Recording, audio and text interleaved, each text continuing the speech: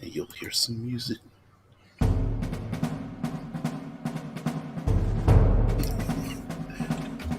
It's good.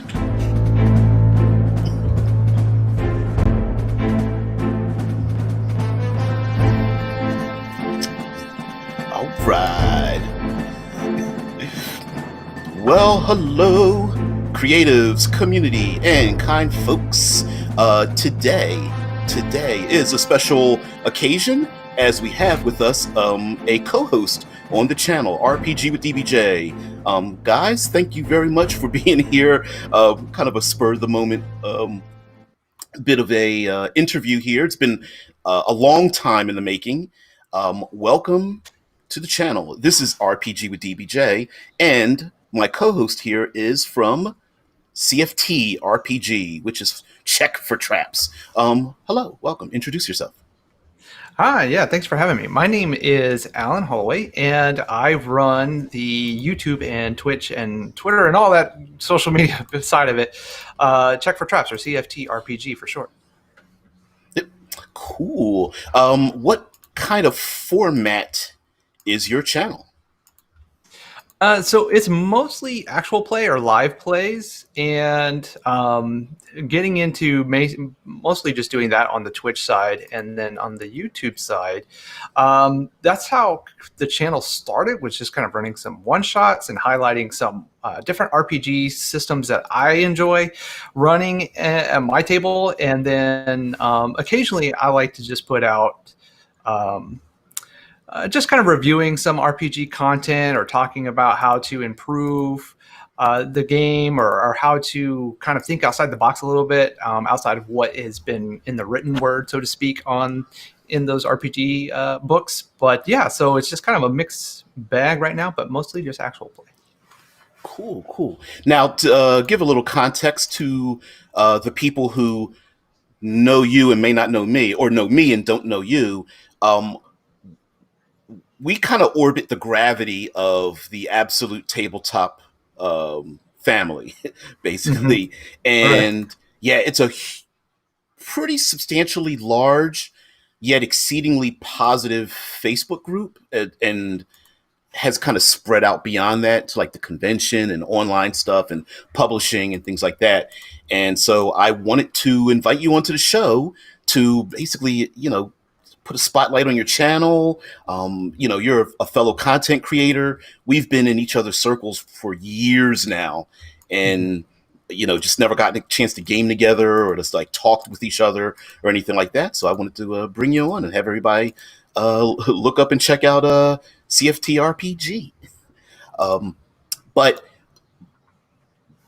before we went live, we started talking about a particular sensitive, somewhat unnecessarily sensitive subject, which was something that blew up recently. And I wanted to get your opinion on it. And maybe we can both talk about it, both in a meta sense and within game sense. Is a young lady came up with the idea of introducing a wheelchair, like a battle wheelchair or something, mm-hmm. into 5th edition Dungeons and Dragons.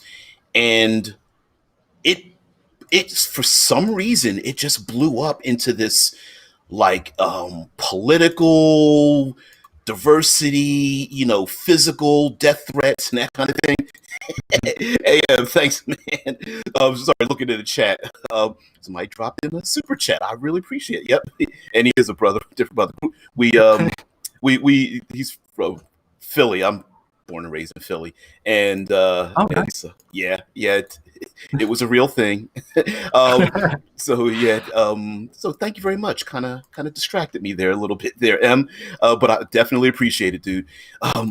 This idea that someone would create a wheelchair, or we're going to end up expanding this further out into disabilities in general. Mm-hmm. But someone would cause such an uproar by having a desire to want to have a wheelchair in their role-playing game. And mm-hmm. I thought we would discuss it, talk about it, just give our 2 cents on the matter. I end up posting something about it in the Facebook group, like hey, this is a really cool interview, and oh, by the way, what's with all the hate? And Absolutely. Yeah. yeah, the young lady was talking about how people wanted to shut her down, and she said she even got death threats and whatnot. And I thought we would talk about it a little bit on the meta sense, in terms of like, where's the energy coming from? Where do you think it stands? What is your opinion about it? What do you think?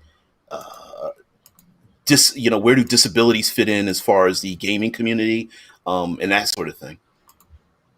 Absolutely. I mean, I loved it. I mean, I think it makes sense. And I recently saw that they've gotten some minis out there, and those minis, if you haven't looked at them, those minis look really awesome. Like I would want a set of those minis. But it makes sense. Like it doesn't. To me, it's no different than coming up with a new subclass or a vehicle for the game or something to that aspect, right? Like if you came up with a mount or a vehicle and you put a character on this mount or vehicle, it's the same thing. So as far as like mechanically, I don't think there's any issues with it mechanically. If you want to use it at your table, go for it. But I'm with you in the sense that I don't get the hostility of that it's ruining the game, or that it's forcing some sort of political view out on the gaming community. I don't get that hostility at all. I mean, I'm for one, I would use it at my table, but I can understand if you feel for whatever reason that it and I don't get the historical accurate conversation of it either, but if you feel like it won't work at your table for whatever reason, right, then just don't use it. But I don't see why you would take time out of your day to be negative and tell people that they shouldn't use it because it's ruining the game, or it's having some sort of negative impact on the gamer community. I don't see that side of the argument at all. Right. The first of all, it boggles my mind with the historical accuracy part of it. When you have like dragons and magic and steampunk, fantasy game. Yeah, right. Like, how is it? You have artificers that quite literally, are making magitech. So how is it? How can somebody not just take a chariot, so to speak, and make it horseless and put somebody in there? Right. So exactly, and this made me think, and I'm going to put my foot out there as a bit of an embarrassment, and probably something that I feel like I've offended other people. That I guess it made me think, like, wait a minute, Josie in Twitch says, like, I mean, people with disabilities exist, right? And it made me think about that. Like, wait a minute, have I put enough people with disabilities in my world? Like, it made me feel like an a-hole, right? Like, I'm thinking maybe it didn't make me question the creator. It made me question myself. Like, wait a minute, yes, I understand. Like, she confronted a number of these questions. Like, some people were saying, well, if there's magic that can heal, there wouldn't be disabilities. And her point was, it depends on your opinion of how easily healing magic is available. It's probably not free in Dungeons and Dragons, that everyone doesn't have access to it. But the other thing is, she said, is, well, what if people are born a certain way? Healing magic won't heal you if you were, say, born blind or without limbs or some other I'm going to categorize as disabilities, right? So that it wouldn't affect that. And we live in a world where we have technologies and now that allow people to use prosthetics and other mechanisms to, quote unquote, cure the disability, but we have people who choose not to use that. I'm going to say a relatively famous individual is a young lady that's a surfer, and she was attacked by a shark, and her arm was removed, and it didn't feel right on her, so she kept on surfing without the arm. She prefers not to use it. Why wouldn't there be people, those individuals in any world, fantasy, science fiction, or what have you, that have what we perceive as disabilities, and those people live with it, and they want to live with it, right? So, right. Yeah. Oh, okay, yeah, she or Josie, she popped over. But I guess my thing was this. I can't speak for people with disabilities, but I can Sure. speak for myself, and I can say that I probably underserved that group in my own games. I mean, in a meta sense, meaning like Right. those kind of things. Well, I've even heard of people doing Kickstarters where they've had large print books. There are like Braille dice that people have put out, and I'm Yeah, I've thinking, seen those. Yeah. yeah, and I'm like, a wheelchair in a game is just a logical progression to me. Um, Hmm. I once followed a thread about a player uh, wanted to play a blind character with a Hmm. service animal as like their familiar or pet or something like that. Hmm. And I was like, that sounds cool as hell. And guess what? They got a lot of hate from that too. Right. And Yeah. I wonder. I mentioned this off cam. Yeah. Yeah. I'm telling you, I'm guilty of it, and I'm saying like maybe we should talking about adding people with disabilities into the games, just like NPCs and things like that. But um, I wonder if it's strangely enough bringing too much reality into our fantasy, and maybe that's what's causing the hostility. You know. Yeah, and that may be part of it. And I could say I mean, for me, I could say I definitely underrepresent any individual in my game that has a disability. I mean, if you really want to even call it a disability, but but it's some of those things that can really define a character, or it makes that character unique any more so than a certain class or racial ability or spell or something like that. And for instance, like I don't know if you've watched the Dragon Prince animated show that's on Netflix. Okay. It's an excellent series. It's by the same creators that did Avatar: The Last Airbender, but they have a character in there that is deaf, and she's a general, and she's an excellent. I mean, as far as D&D goes, she's a fighter. She's a high level fighter. It doesn't stop her from being a fighter at all, but it's unique to see that she's got a squire or like an NPC companion that's basically a soldier, and she signs and basically he speaks. He's interpreting how what she's saying and stuff for those who can't understand sign language. Um, but I thought that was really cool, and I was all like, that would be interesting to play a character that that was deaf or blind, and then.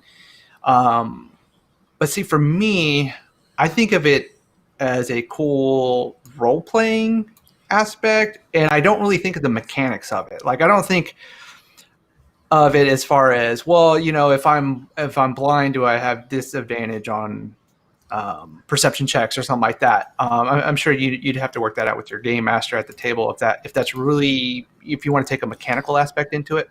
Right. But yeah, I feel you in the sense of that. I definitely think it's underrepresented, but I think it has to do with if you're not somebody with a disability, or someone in your family or someone that you're close to has a disability, it's not something that you're used to dealing with on a daily basis. And so most likely you just don't, it's not in the forefront of your mind to include that in your game. But if I had somebody come to my table, whether they had a disability or not, and they had this concept for a combat wheelchair character, I would just be kind of blown away and be like, I never even thought of that. That sounds really cool. How can we make this work in the game, right? So Exactly. I I'm with you in the sense that I wouldn't want to misrepresent Mhm. someone with a disability as like playing one, Mhm. but I wouldn't be against someone who wanted to try it, or someone who has that disability that says, "Hey, listen, this is how it works in the real world." And mind you, the individual who created the combat wheelchair was basing it on, like Cameron placed in the chat far earlier, it was based on people who are in sporting events that use those wheelchairs, right? These are Mhm. people who are like basketball and like track and field, or however the references are made, where the wheelchairs are specifically designed for like That sporting event or sporting event where they right. have like the cantilevered wheels that are that Mhm. have a lot of stability to them. And there's even it's like some people are like, well, what about a wheelchair in a dungeon? And I'm thinking, like, if you just do a simple YouTube search, you see some people doing some badass things on wheelchairs, right? Right, It's right. and by the way, we have steps in our real world that people in wheelchairs have been navigating since forever. Yeah. So yeah, and you take that and you add skills, magic, other capabilities. I don't think it's much of a big deal, right? No, it's not. It's not a big leap at all. And in the same instance goes for that wheelchair being made for that type of sporting event, right? And this combat wheelchair is a combat wheelchair. It's made for combat. In the same instance that the person who is using that sporting wheelchair has conditioned themselves to be athletic and to use that wheelchair properly, that would be no different than a fighter or a wizard or a cleric who has trained in their class in order to use their class features and traits and abilities. So Right. again, either in game mechanics or outside of it, it makes sense. I don't see why it would not apply, especially again when we're talking about a fantasy magical world, whether you're using a high fantasy, it's definitely possible in low fantasy because we see it here in the real world. And Right. then of course high fantasy with magic, you apply magic and the chair can just hover. It doesn't even need wheels at that point.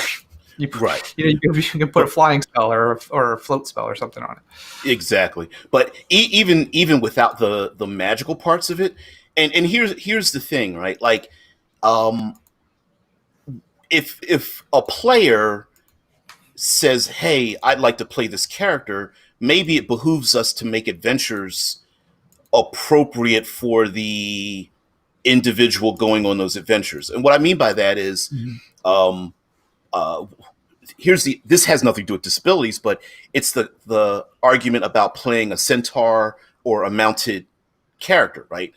Right, People say, well, you can't go into the dungeon. And then my response to that was, well, maybe the adventuring has nothing to do with going into dungeons. right, Maybe, a wheelchair bound individual could very easily, you could have an adventure in an urban setting. Why not? right, There are plenty of, what is it? Ravnica is an urban setting. The entire continent/plane of existence is one big giant city. Okay, let's right. adventure there. Maybe it'd be more appropriate there. The same thing with a mounted character. Yep, and like Dead Man says, Game of Thrones had a wheelchair bound individual in it Yeah. who I went on just I just made that adventures. comment off camera. Yeah. Yep. But I, Now, I feel the same way with the centaurs and stuff. It's like you so sure, yeah, you can make it focus more on outdoor adventuring and those kinds of things and kind of stay out of the dungeon, right? The wilderness kind of becomes your dungeons at that point. But even then, right? Even then, if you go into a dungeon and a character's playing a centaur, that's part of the challenge of the game is overcoming that, right? How do they overcome knowing that they're going to go into a dungeon? How do they prepare?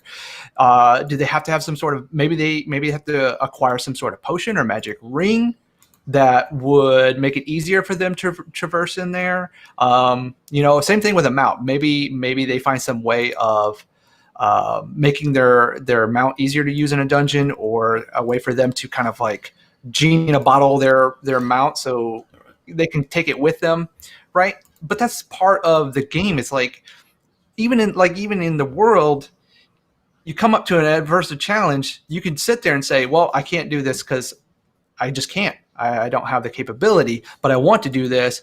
How do I do it? yep, Right. And that becomes a quest in itself. exactly. Hey, they're talking in the chat about a centaur riding a horse. Who says they're riding a horse? Well, you're right. maybe, Yeah. maybe they're riding it. Maybe they're riding their mount human or There you something. go. Yeah. No, but honestly, though, this is for me, this is a very simple session zero kind of thing. Like, someone's like, "Hey, I want to play a mounted character."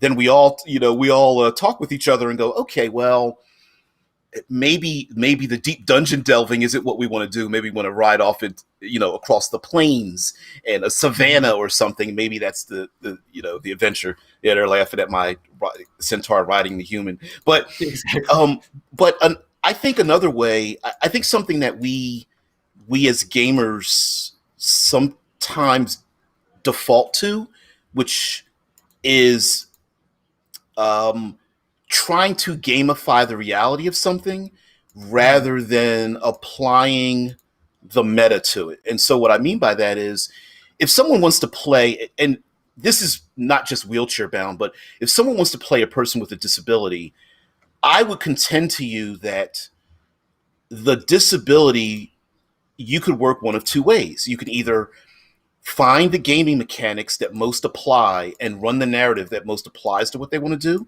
or as we've seen with plenty of media, is that the person isn't less than, they just are different than, right? Meaning the gaming statistics don't change.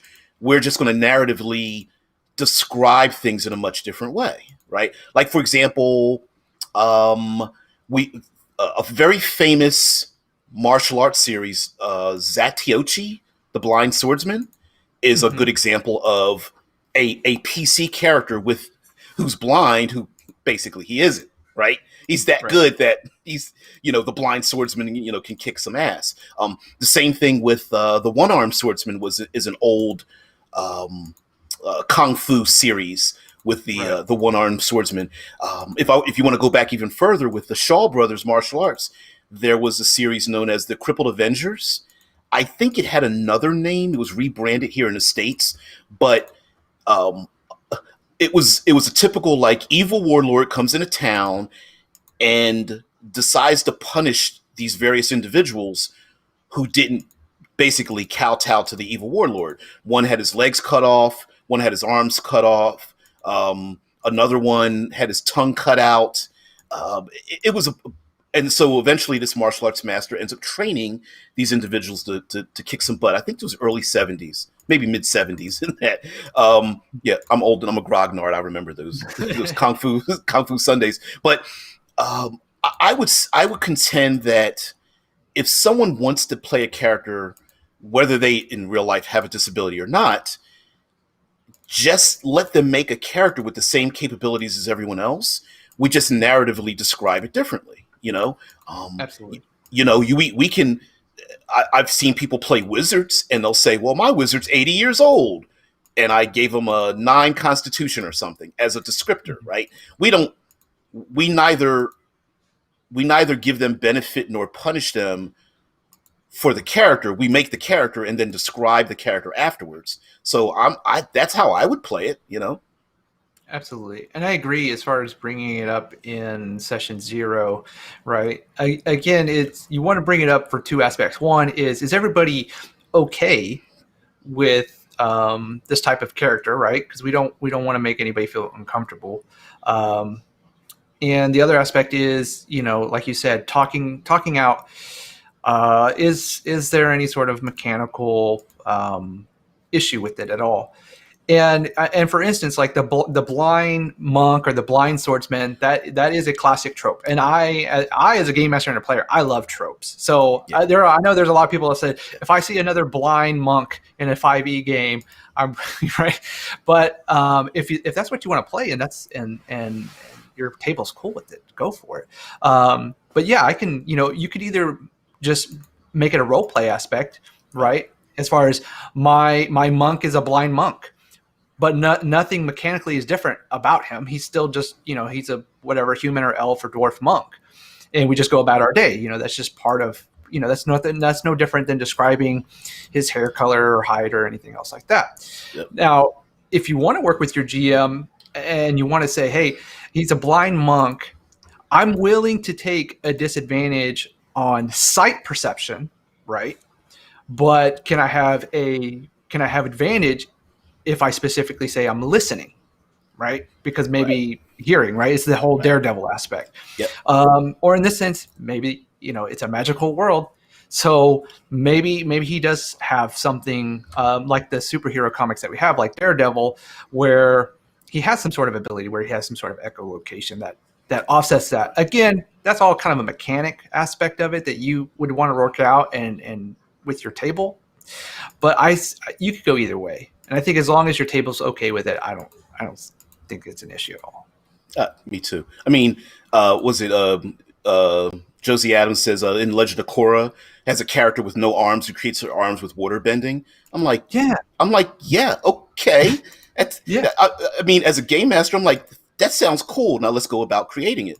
And you could, like I said, you could literally not change anything mechanically and just describe the character as, using the elements to create their arms, or like was brought up in science fiction, like there's prosthetics everywhere. The Right. it's the so-called wheelchair-bound character that has like the spider moving chair with the mechanical arms off the back of it or something, and you go, "No, all right, we'll write them. We will write the character's attributes down on the paper, but we're describing them differently." And I have no problem with that. I wouldn't. Tamika was saying, like, played a character that had one eye, and then it says the GM was like, "Sure, here's your penalty and all your perception checks," and you're like, "Wait a minute, hold on." Like, yeah, like the one-eyed gunsman, or if you're playing like a pirate or something like that, like, and you have like a hook instead of a hand. Like I've had it to where, like, yeah, you have, if you're a pirate and you're doing like a patch, I'm cool with that. No issues there. If you had a hook hand, I may say, yeah, if you do an on-off attack instead of bludgeoning, you're going to be doing piercing because it's a hook, right? So you could do some sort of mechanical aspect like that. And then when you're talking about sci-fi, right? Yeah, prosthetics, or even like cyberpunk, right? Cyber implants are going to be that's part of the theming of the game. So when you're creating a character, I can definitely see, or at least I would say, hey, I may have mechanical legs, or I may have this cybernetic arm because maybe I was a soldier and whatever. That's just kind of part of the setting. Now you have one or two aspects. It's a cybernetic arm, but that's it. It has no mechanical benefit. It's just part of my character. It's part of the aesthetic of my character that he has this mechanical arm. Kind of like your Luke Skywalker, right? Yep. He had his hand chopped off, and he had a replacement, but it didn't do anything special in the movie, so to speak. It just replaced his hand, but that was part of his character, and we can see that later on in the later films, right? He's got a mechanical hand. But if you want to take it into a mechanical aspect, then again, it's either in the rules already, or you're talking with your game master and saying, hey, I have this mechanical arm. Do I have some sort of advantage on a strength check, or does it have some sort of hidden compartment? Can I use it to jack into computer systems, right? And that, again, that becomes a part of your character. And as far as any sort of mechanical drawbacks or benefits, you want to work that out with your game master. Yeah. Right. I think now, mind you, there are games, I'm specifically looking at you, GURPS, that have been around for a very long time, that during character creation, they actually give you take a penalty or a drawback or limitation for having, one arm or being blind or whatever the case may be. They give you a list of these things you pick, because it gives you more points for your character creation. There are games like that where absolutely there are, during character creation, you do pick those things. But when you have a game that doesn't have that, I don't think game masters or dungeon masters should be too ready to penalize people for immersing themselves in your world, right? If a player comes to you and says, hey, listen, even if they're willing to take penalties, and I've had many players come to me and say, hey, listen, I want this thing, I'm willing to, I think it makes sense for my character, I understand it will penalize me, and I'll work with them, whatever, to be like, dude, if you're, or young lady or whoever, like, if you're willing to do that, I'm cool with it, but I really don't want to penalize you for wanting to play in my game. Right. You're wrapping you're giving me the warm embrace of participating in my game. My thanks to you shouldn't be, oh, by the way, you're going to be at a disadvantage to everyone else, lowercase d, right? I think defaulting to flavor first, and then, having a discussion between games about, like, well, if you're blind, you can't really read like scrolls or something. How do we get around that? Or your character has no arms. You have to use your magic to, form your arms out of tree branches or roots or something, Mm-hmm. you may not be able to do that within the city. How do you want to get around this? And I think having that open discussion, if the player goes, you know what, well, if the city's no anti-magic, I don't have my arms. And I'm like, you sure? Like, yeah, that's fine. Andrews Martin says the problem with games like GURPS, Rollmaster, or World of Darkness is that maybe they are too rules heavy, like as a question mark. I think they are appropriate for their own setting. Mm-hmm.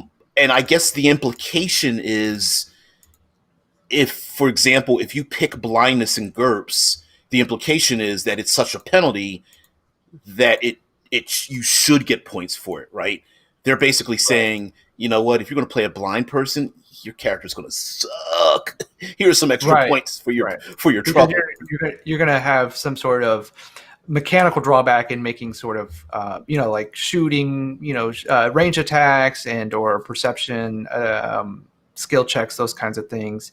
But it's also something to be said too in those systems where, like World of Darkness and stuff, where you do have those drawbacks, and then somebody sits there and they sit there and they take one eye, missing an arm, missing a leg. You might as well just call me lucky, right? At that point, and, Right. And it's all like, well, okay, is this character at this point? You've taken so many drawbacks. Is this character even viable to play at this point? Right. I feel the same way in the sense that if somebody came to my table and said, "Hey, I had this cool concept," I'm willing to work with them and trying to bring that concept into the world that we're sharing. I don't want to call it my world because it's a world that we share at the table with our friends and we build it and explore it together. But again, I think it comes down to you have the player who sits there and says, "I have this really cool concept. I don't know how to make it work, but can we make it work?" And then you have the person who says, "I want to play this blind swordman." Now he's blind, but because he's blind, he's got such heightened senses that I get a bonus to this, this, and this. And that's when you got to pump the brakes on that player and say, "I'm good with your character being a blind swordsman, but let's nix all the special senses kind of stuff and just play off of what is it like to be blind." And in the role-playing aspect, because he's blind, what does that mean for him? Like, how does he interact with the world, the environment around him? How does he interact with other characters? How do other NPCs see him and regard him, right? When like he walks into a city, Exactly. Do the guards or other people, let's say he's a blind rogue, right? Ooh, how does a blind rogue work, especially like a thief of some kind? Do the guards pay him no attention? Are they most likely to disregard this blind beggar and not think anything twice? And in respect, he's got the skills to pickpocket or sleight of hand because he picked up that skill set. So I think it's interesting way of doing it. Exactly. Like most recently, I've my wife and I, we've been binge watching The Wire, and it's a crime show. But we've seen this the blind trope before, where the blind character can't see anything, but then come to find out they have like they're super insightful. It's like they're empathic when they're around people, or like you said, they have a heightened sense of smell, or there's like there's a movie, The Quick and the Dead. There's a blind kid in it, and he grabs a handful of bullets and grabs the one bullet and flings it towards the hero. Yeah, because he just gun. Like from touch, right? He like knows he knows what that particular bullet feels like, or those particular length, and the empathic stuff is all like, well, I can't see you, but because I can't see you, I'm relying more on my smell and my sense of hearing. Like I can hear your heart rates increasing, or I can smell whatever pheromones or the sweat coming off of your brow, right? Those kinds of things. So it definitely it lends a different way of playing the character. But as far as when you get to the mechanics of it, that's when you got to work that out with how if everyone's going to be okay with taking those drawbacks or benefits or those kinds of things to kind of balance it out. So you're not having this character that's so unique at the table it outshines other characters just because of this one thing. Now, something that was brought up in the interview they did on D&D Beyond with the person that helped create the combat wheelchair is this a trope that the handicapped people are the bad guys, or all the character is their handicap and Mhm. or their disability or what have you. And I agree with that. It's a very like you said. There's some tropes and then there's some things are tropes, some things are stereotypes, right? Right. Tropes are fun. Tropes are fun to pull on because it gives us um, a a unified sense of what to expect, so that if we change the expectation, we have a surprise. It's the idea of the the gruff dwarf, right? Mhm. Loves to drink. um, Right. it's okay. Big beard, great. Okay, now my dwarf doesn't have a beard. Oh, okay. Now we've got a story going on. Well, I was fully expecting your dwarf to have a beard. Why don't they? And then the person can describe why it is or what's going on. But lots of tropey bad guys have had some form of disability, and they've wrapped their world around it. Comic books, one of them would be Doctor Doom, would kind of fit into this category.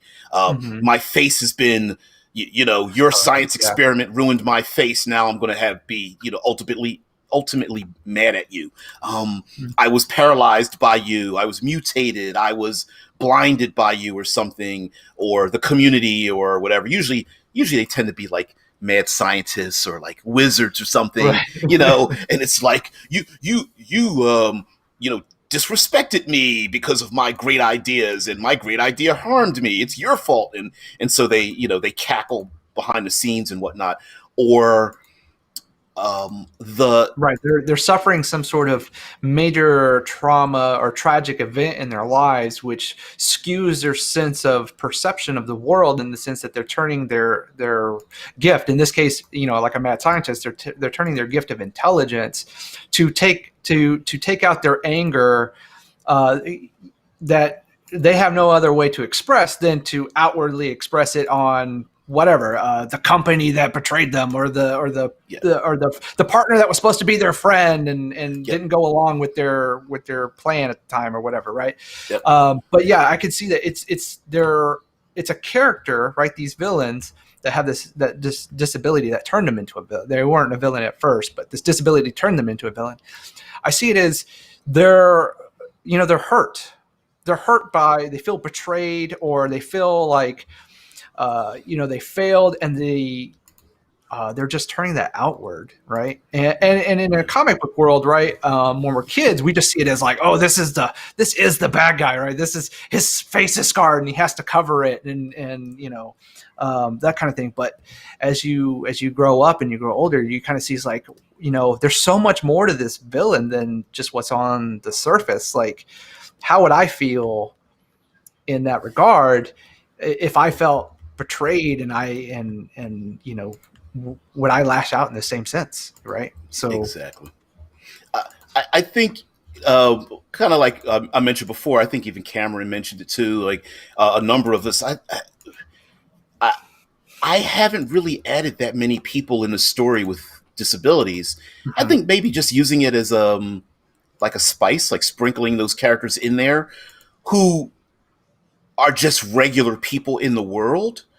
I think will gives the NPC like an identifying mark, much like a strange hair color or a Mhm. vocal affectation or a type of jewelry or fashion, or maybe a unique race that is unseen. Maybe this person just has a disability and they are a master cook, or they have a disability but they're a messenger. They're just a person in the crowd yelling obscenities at the noble that's trying to talk to the crowd, and they just happen to have a some form of disability, but that isn't what makes them interesting. That just happens to be the physical identifier. And oh, by the way, they are part of a rebel group that's trying to overthrow, the local, nobility or something, right? Right. Yeah, you could totally turn it on its head, right? In Yeah, the sense, yeah, like, the next time that your adventuring party goes into a town or some sort of urban area, and they get in trouble with the guards, or maybe they have to meet the captain of the guards or something like that, and they meet the captain who's sitting behind his desk or her desk, and she's a stern captain. You can tell, like, oh man, she's a hard ass, and she definitely could do a number on us. We don't want to mess with her. We want to listen to what she's saying. And then she kind of pulls out behind the desk, and she's in this wheelchair, but it's a combat wheelchair or something like that, right? Yep. Or the same thing with a priest. It's a blind priest. And you're like, oh, I'm just going to lie to this priest and say we need some healing, or we need this relic or something like that. But like we were talking about earlier, they have a heightened sense of empathy, and they could like, oh, your deception checks, right? You have to hit a higher threshold against this priest because even you're trying to take advantage of his blindness. But it's not going to work. So yeah. It's kind of fun to play with. This might be a better way to play with to play the morality game. The original Dungeons and Dragons morality game is you've killed all the warrior orcs, and then you walk into the next room, and there's orc babies and pregnant orc women. What do you do, right? That's right. Caves of chaos. Right, Caves of Chaos. Yep. B2, keep on the Borderlands and keep on the Borderlands. Yep. And that was the original morality test of like, the one player's like, well, they're chaotic evil. That's what it says in the book. They're orcs. What else are we supposed to do with orcs? Right. Yeah. But another way to play with this, with the morality game, is to have an NPC the players maybe have heard about, but they hate them. Hey, we're noble knights. Why won't the leader of the nobility allow us to, go into the evil lands? And every time we try to do something, they're thwarting us. And then they meet the individual that's the head of I don't know, the Knights League or something, and she's got an attitude with them and calling them upstarts, and then rolls her wheelchair from around the corner, and it's like, that one PC wants to go haul off and punch her in the face. Like, maybe they might hesitate, right? And now the NPC is going like, oh, so why are you changing your attitude? Because I'm in a wheelchair? Like, I don't care what you do to me. Like, I could defend myself even if you wanted to make this a physical threat. Like, don't change your attitude now, and don't feel pity on me. And now you have the situation where maybe you could the players and the characters now might be rethinking their agenda, even though by doing so is like could be viewed as offensive, like in world, right? Yeah. But at the same time, it's like, you get the slow clap from me, I'd be like, yeah, that's cool, right? Because on one hand, you want to rethink what you're doing, but then on the other hand, it's like, isn't it a little bit rude to do that? And maybe you might have a case of, like, I remember seeing a commercial. It was a commercial about alcohol or something. I can't remember what brand it was, but there were like a bunch of these dudes. They were all in wheelchairs playing basketball, and they're like smashing into each other and bouncing the ball, and they're all in wheelchairs, and the wheelchair falls over, whatever, and then you see them all get up out the wheelchairs except one guy, and then they all go to the bar and they have a drink, right? So maybe there's a situation where one of the players really wants to punch her in the face, and he's like, oh, the barbarian's like, give me a wheelchair. I'm going to get in this wheelchair and have a fight, And while somewhat sarcastic or hilarious, maybe that might be the thing, right? Like, I'll wear a blindfold if I could beat your ass. And the blind person's like, you can certainly try. Hey, Tamiko, have a great one. Yeah. A bunch of people in the chat, talking. Sorry, I wasn't laughing at you earlier.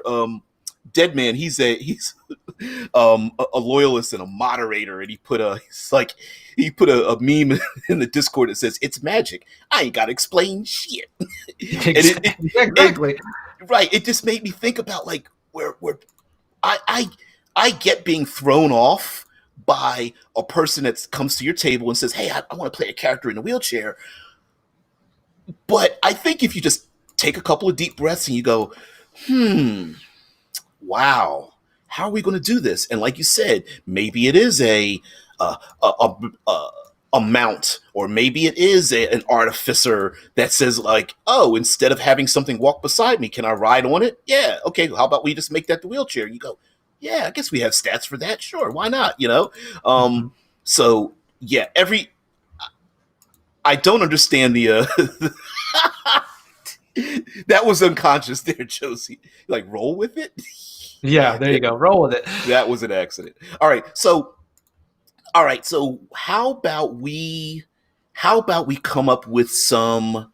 Oh, and something else we haven't brought up are our adversaries, and I don't just mean humans, but like, um, how about like monsters and such with like Oh, with disabilities, abilities. or That's true. or motivations due to disabilities? Like, the first thing that comes to mind would be maybe a hated monster that's normally known for being very extremely evil, but Hmm. beseeches the characters to find some kind of cure or alleviating an ailment or an injury to one of their own, right? Like an ogre comes to the PCs because the old hag can no longer walk, and now she's in like a. They need to find a wheelchair for the old hag that's out in like the swamp or something, Right. and the ogre's like comes to the village or whatever seeking help, and no one wants to help the ogre. But then you're thinking, well, why would we even want to help the old hag? Like, ugh. Right. Like, Yeah, do we want to help her? right. And then does this cause additional animosity or something? Or maybe the PCs see someone with a disability being abused in the street, Hmm. their instinct is to want to go, beat the Help. ass of the bullies, and then come to find out the person with the disability is basically a giant a-hole. Right. Right. They're a thief. Maybe they don't care about authority. Maybe the PCs try to step in to save them, and the person with the disability is like, giving them all sorts of like middle fingers and like, Mhm. yeah, I don't need your help and blah blah blah. And like, how would maybe the PCs react that way? And then come to find out like this individual is far more of a schemer than people think, right? Maybe they're not a Right. pickpocket. Maybe they run the local assassins guild or something. And it's like Kaiser Sose. No one expects the blind person, homeless person in the street, but come to find out the blind person in the street's been like the puppet master of all of these factions warring with each other and killing each other, and maybe they become the PC spiral the investigation down to this one individual that they met the first day they went into town, who was being abused by local kids or something.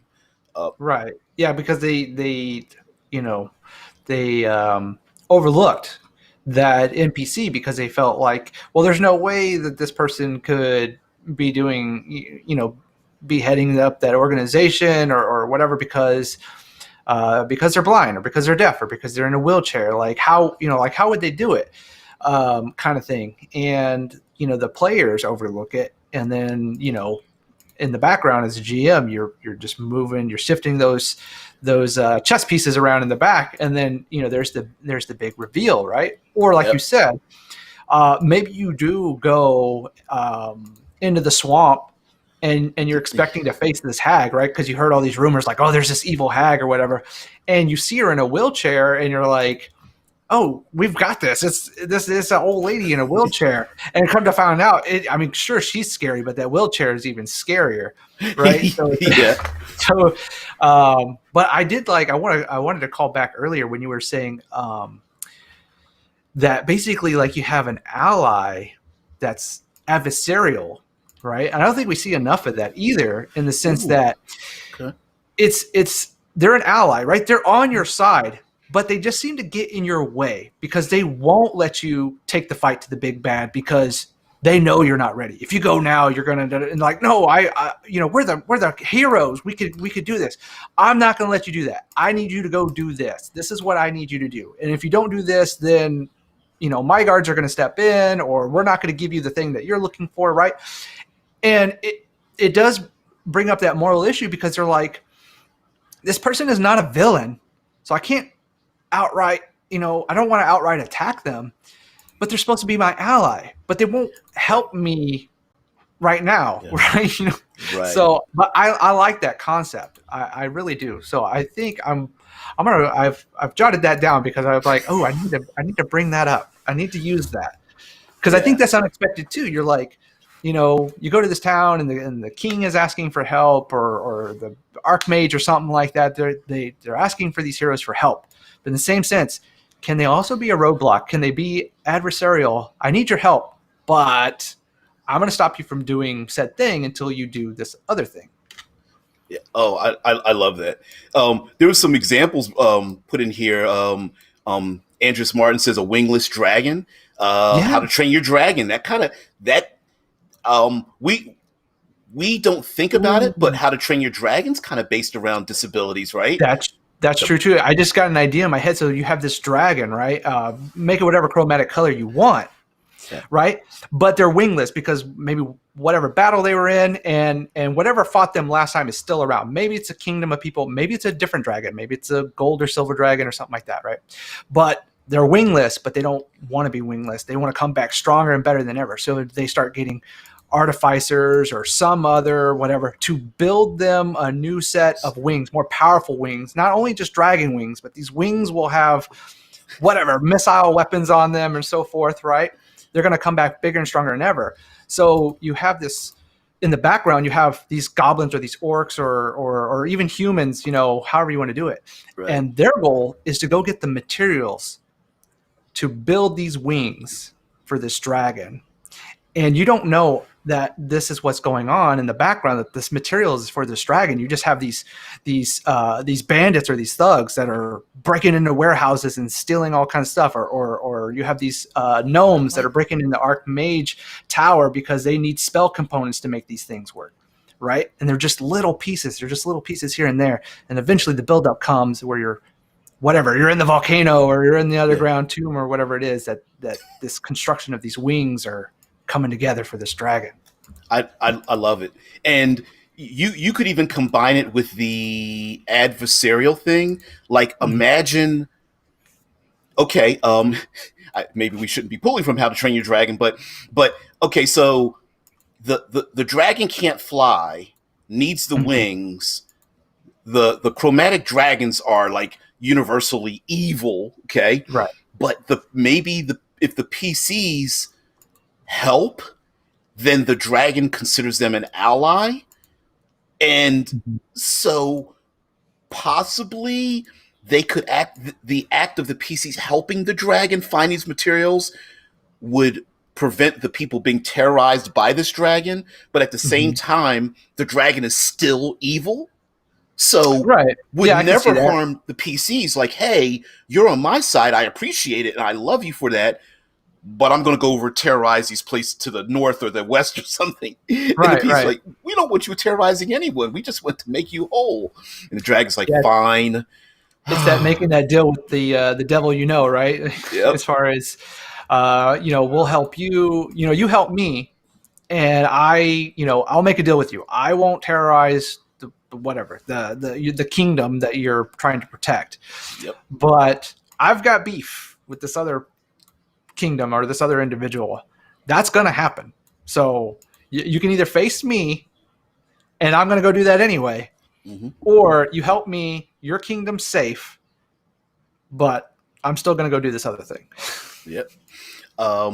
I think also you could maybe this isn't so adversarial, but maybe a certain community looks at disabilities different than other communities. What I mean by that is like maybe being blind is like an honor of sorts, or certain capabilities are granted to this maybe enclave of individuals because of the disabilities they have, or vice versa. Maybe what their capabilities are causing the disabilities to happen in the first place. So an example would be, I'll just make up the name, the blind god, right? That all the clerics eventually turn blind. And so over time, like the milkiness in the eyes, or maybe like, I don't know, people start crying blood or something. Like maybe there's something that happens, and over time, they look at it as an honor to eventually go blind, to become one with the blind god. Whereas the people in the community are like, that's my loved one. I don't want them going blind. I want you to get them out of that cult. right? Right. And Yeah. and the PCs might be thinking like they're not doing anything evil, they're actually healing us, right? and Right. and like Rickard says, aren't oracles often depicted as being blind, right? Yeah, that's a trope as well, the blind oracle. But there could be the adversaries might um, have not enemies but adversaries, meaning that the people on the same side as the PCs might have disabilities that the community may be having friction with, even the players aren't having friction with it, right? you know Mhm.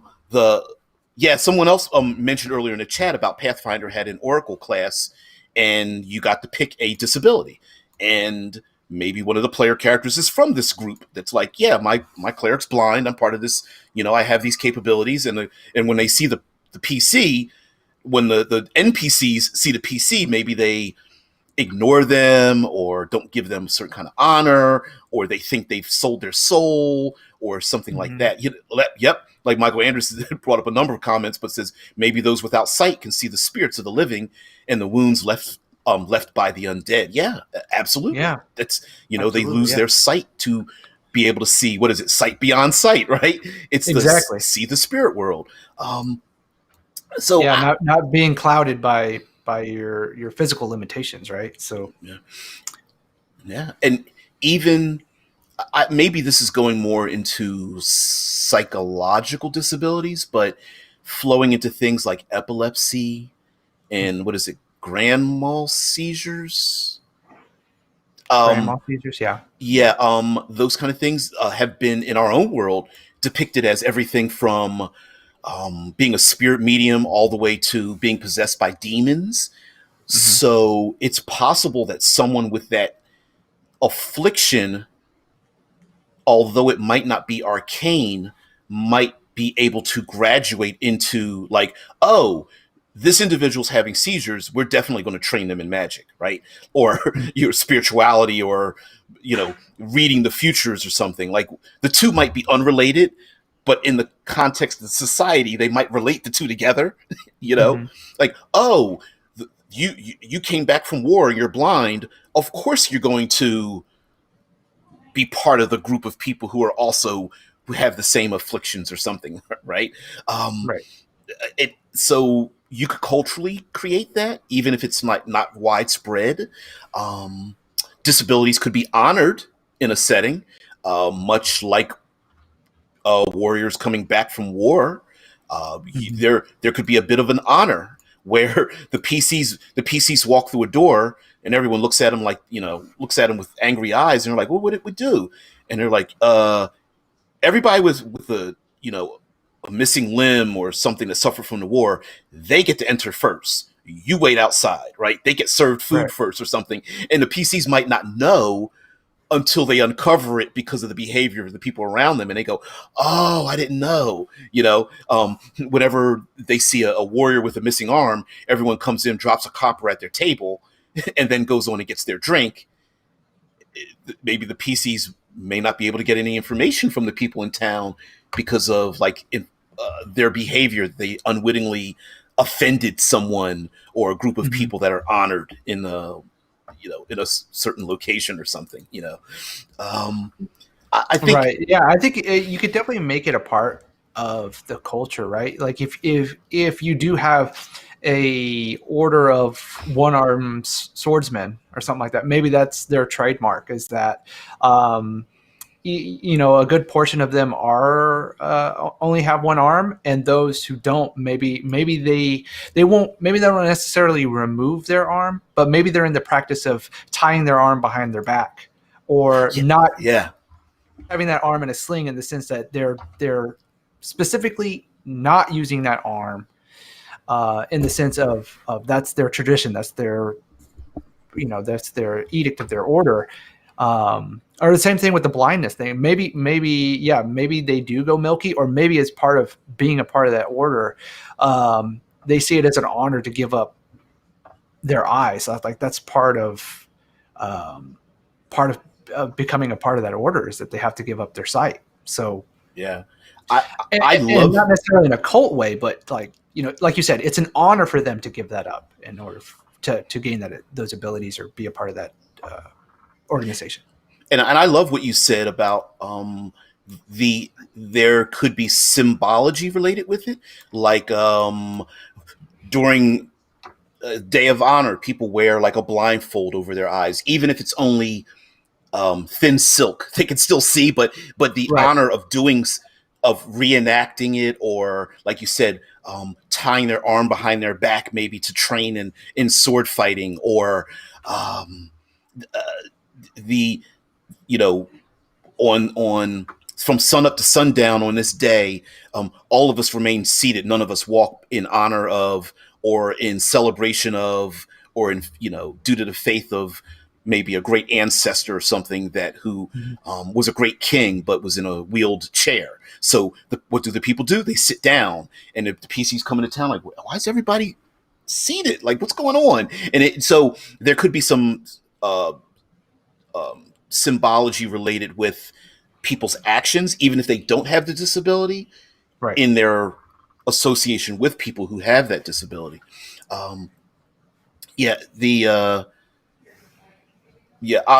Look, just reading in the chat and stuff. Somebody, Rickard brought up the Zatiochi style paladin. Yeah, we brought up that the blind swordsman, specializing in ghosts and apparitions and stuff. Josie's always dropping a ton of knowledge and stuff. So yeah, it's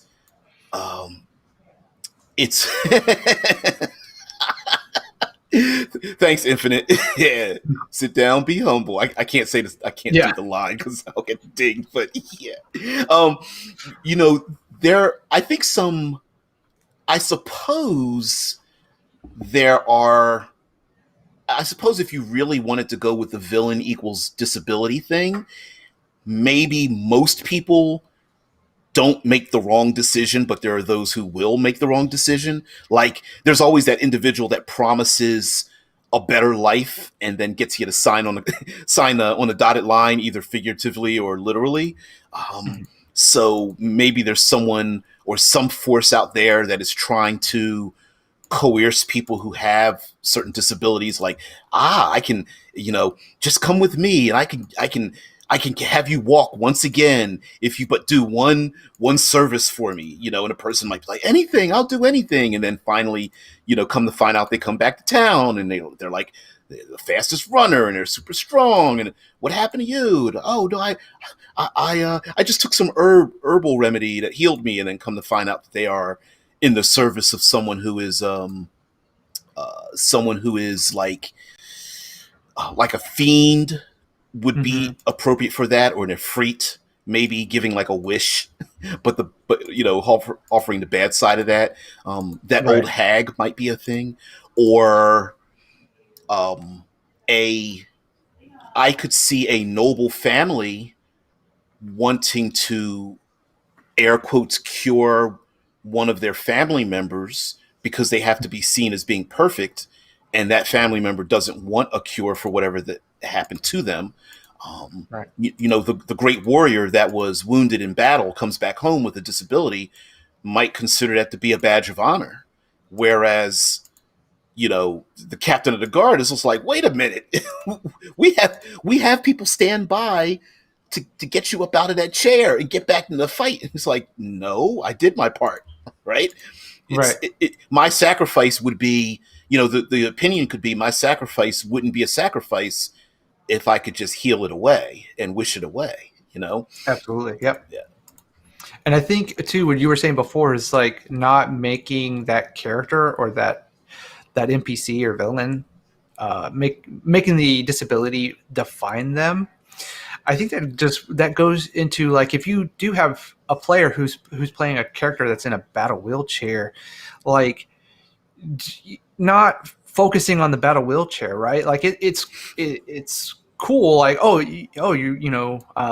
maybe when you're making character introductions, that kind of things, like, oh, you're in a wheelchair, like maybe you get a little story from like were you born that way? Did this happen to you? And like, how did you come to be an adventurer today kind of thing. But past that, right, don't sit there and make it to where like, well, we can't go in the dungeon because so-and-so is in a wheelchair, or or we can't do this because this character is blind or only has one arm, or what I mean, like you're calling more attention to that disability than there needs to be. Just treat them as any other character on thing. Let that player bring out that aspect of their character, just the same with any other character that says, my character has cool tribal tattoos, or they have this one ocular eye that whatever sees infrared, whatever setting that you're playing in, right? It's up to that player to play on those aspects of their character. But you as another player, the GM at the table, don't sit there and like make that a focus of why things can't be or are because of what that player chose to play. So, right. I mean, even I think this is a fault of us, not the games, where sometimes we preload our response to things. Like, oh, they want to play a character in a wheelchair. I roll. Oh man, it's like, well, right. You're like, did you just preload yourself? Because at this point, we haven't even left the tavern yet, and you're already like having a fit. Right. Maybe how about we have the adventure first and then realize it? And like Infinite Roleplay says, that's because real heroes don't know how to help someone down up or downstairs. Right. It's like, wait a minute, you want this person with you. Wouldn't you just accommodate whoever's with you, including the artificer or the alchemist or what have you, right? You would just yeah. Right. And I mean, you can certainly play again, like if your table's okay with it, you could play on that trope with, you see it in movies all the time where they have some sort of character who maybe they have a mechanical arm or leg or something like that, and somebody feels somebody's being all cocky to them, like, oh, I can outrun you or outstrong you or whatever it is, and then of course that person shows them up, right? You could do that in that first interaction, but once that interaction is over, like, move on, right? Just again, don't treat them just the same as any other character at the table. Exactly. I think that we, even if you wanted to, like, let's say someone specifically really wanted to play a character to know what it's like to have that disability, or someone wants to play in your game and they do have a real life disability and they would like to express it in the game. As was mentioned in the chat, maybe there's some ways to spotlight them, like, the people that go into the cave and there's no light. And I know dark vision's everywhere, but just follow me on this, right? Right.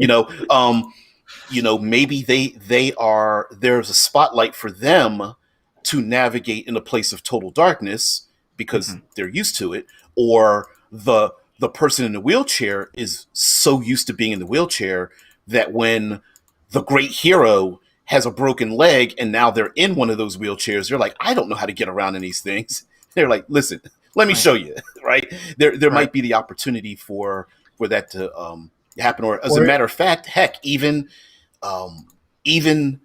being at a different eye level gives someone a different perception of things than That's somebody true. else. I think oftentimes we disregard that with our small races, like how take into account their small stature.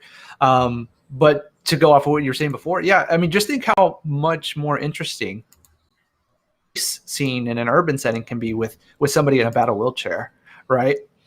Are they faster, or what can they do? What can they do in this wheelchair that that can make the chasing much more interesting than just running track through a couple of alleyways?